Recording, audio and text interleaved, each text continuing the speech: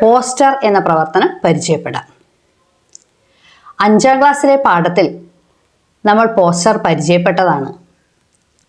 അന്ന് നമ്മൾ പറഞ്ഞിരുന്നു പോസ്റ്റർ 2 വിധമുണ്ട്.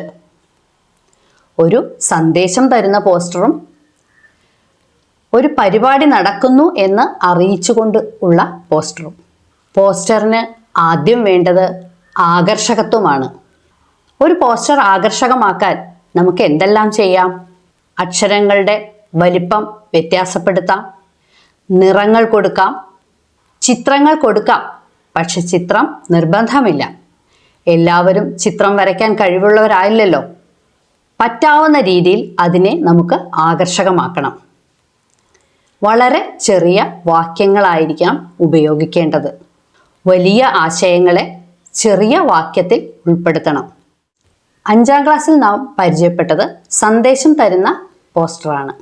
ഒരു പരിപാടി ഒരു സ്ഥലത്ത് നടക്കുന്നു, അത് അറിയിച്ചുകൊണ്ടുള്ള. ഇതിൽ എന്തൊക്കെ വേണമെന്ന് നോക്കാം.